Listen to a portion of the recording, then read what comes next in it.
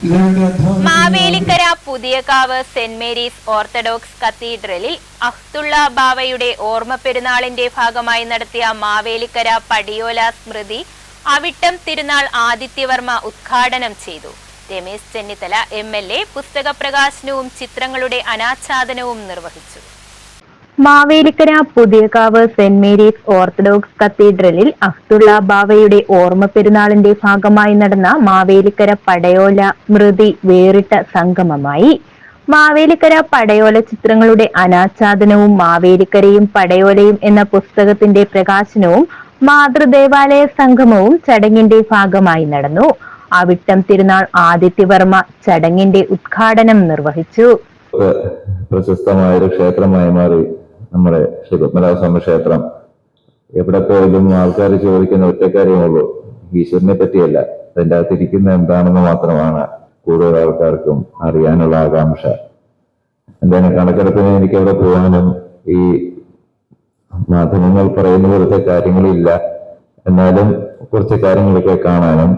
എവിടെ വെച്ചും നേരിടേണ്ടി വരുന്ന ചോദ്യം പത്മനാഭസ്വാമി ക്ഷേത്ര നിലവറയിൽ എന്താണ് ഇരിക്കുന്നതെന്നാണ്. വളരെ വിലമതിക്കാനാകാത്ത ഒരു കാര്യം കാണാൻ സാധിച്ചു.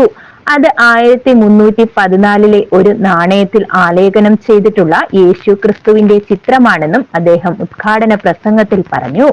ബസേലിയോസ് മർത്തോമ മാത്യൂസ് തൃതീയൻ കാതോലിക്ക ബാവ അധ്യക്ഷത വഹിച്ചു. മാവേലിക്കര പടയോല മലങ്കര സഭയുടെ സ്വാതന്ത്ര്യ പോരാട്ടത്തിന്റെ മുഖമുദ്രയാണെന്ന് കാതോലിക്ക ബാവ പറഞ്ഞു.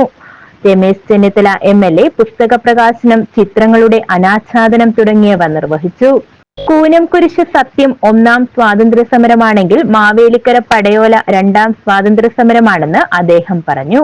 സ്വാതന്ത്ര്യ സമരത്തെ പോലെ തന്നെ ഏറ്റവും പ്രധാനപ്പെട്ട ഒരു പ്രഖ്യാപനമായി നമുക്കിതിനെ കാണാൻ കഴിയും.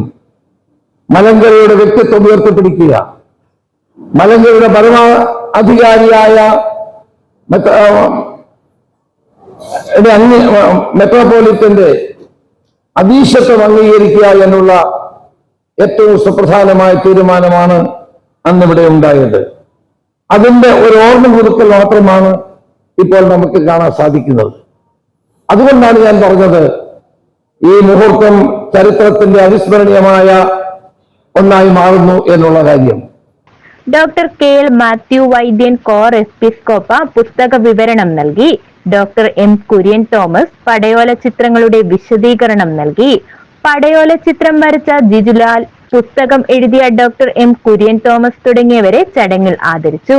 വൈദിക seminary principal doctor John Thomas Karingattil, സഭ ആത്മീയ ട്രസ്റ്റി റോണി വർഗീസ് എബ്രഹാം, ഭദ്രാസന സെക്രട്ടറി ഫാദർ ജോൺ സീപ്പൻ, സഭ മാനേജിംഗ് കമ്മിറ്റി അംഗം സൈമൺ K വർഗീസ് കൊമ്പശ്ശേരിൽ, ഭദ്രാസന കൗൺസിൽ അംഗങ്ങളായ വിനു ഡാനിയേൽ, സുനു വർഗീസ്, കത്തീഡ്രൽ വികാരി ഫാദർ അജി K തോമസ്, സഹവികാരി father Baiju Thampan, trustee G Koshy Thundupparambil, secretary VT Shinemon, convener Jito M Jose തുടങ്ങിയവർ പ്രസംഗിച്ചു.